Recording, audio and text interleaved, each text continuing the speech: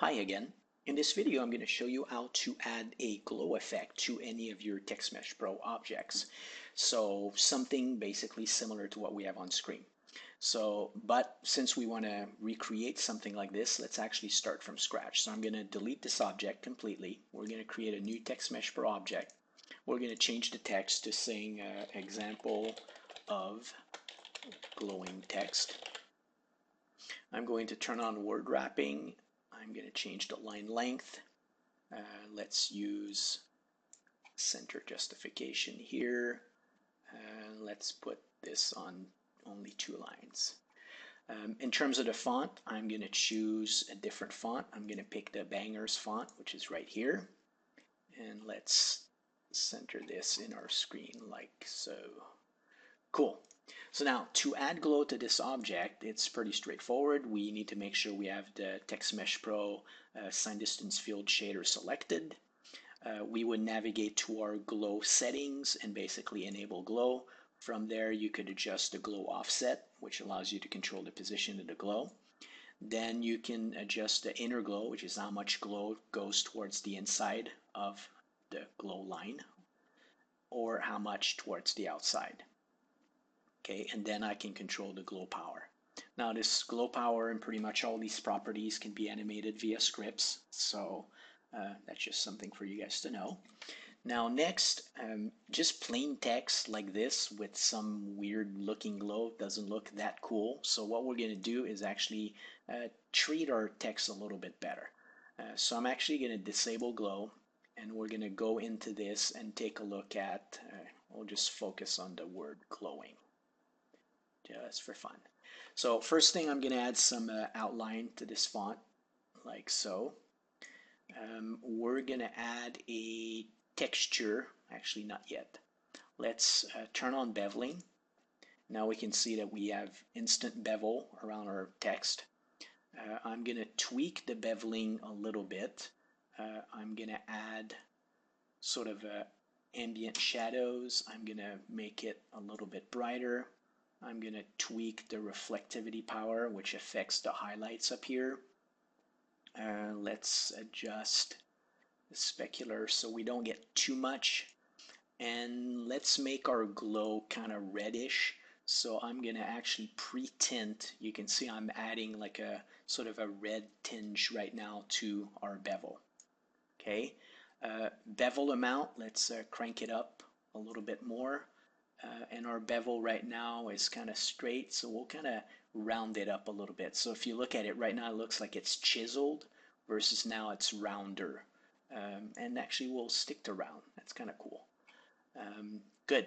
Now next, this face of the font looks kind of plain, so let's pick a texture.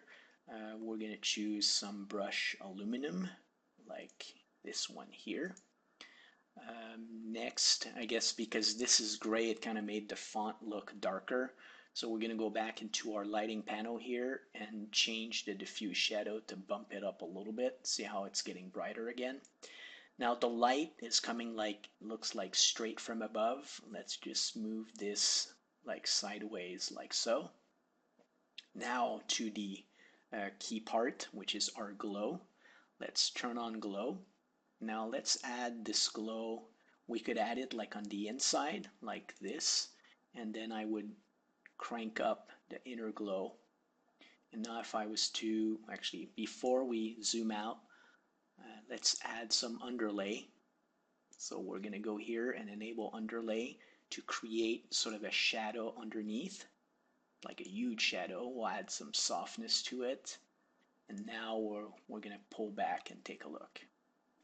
So now we've got our, I guess this green on this brush aluminum's not so hot. So let's go back and change. I said red to begin with, by the way. So let me make sure I do what I said. So now we have some red glowing text. I could increase the glow power or fade it out. But glow on the inside on this brush metal doesn't look that great. So let's actually move it on the outside, just like this. And we'll give it a little bit more outer glow. So now if I pull back, we've now created this example of glowing text. Now these letters are all stacked on top of each other, which is kind of nice because we do have character spacing. 0.2. I could do it with the mouse, but the mouse that I'm using is ultra sensitive, and when I play with spacing, it just goes super fast. So this looks kind of cool. And basically, this was a simple. Now, actually, before I stop, if you look, our outline, our shadow is not as pronounced anymore. So let me go back to underlay and actually reduce the softness a little bit and crank this up more so we see it better. And there we go. So now we can see that we created in a few minutes some cool, nice looking glow. Now, if I wanted to keep this, I guess I'm going beyond what I wanted to cover, but we have this cool contextual menu here. So I could say, well, hey, I'd like to keep this material as opposed to now I modified the default Bangers font. I'm actually going to create a duplicate of my material. And if I look here, it says now Bangers SDF1, which was already assigned. I'm going to come here and actually call it Bangers SDF Red Glow. And here's the cool trick. So I'm going to go back to this font and I'll say, look, what if it's Arial? What if it's Impact? Whatever. You can see that I can cycle through different fonts, right? So we're using Bangers. Let me reset this to the default. So this is the way it was when we started, but look, we created this glow preset for it. Now if I drag this glow preset here, instant preset that we can use, and you can obviously switch that dynamically. Well, that's it for me. Hopefully you enjoyed the video. If you have any questions or comments, please feel free to post. Thanks for watching.